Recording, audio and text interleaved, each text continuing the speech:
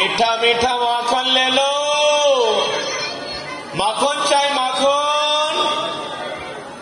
हा कृष्ण करुणा सिंधु, माखन माखन ले लो भाई, माखन माखन ले लो भाई, माखन। माखन चाय माखन, ताजा ताजा माखन।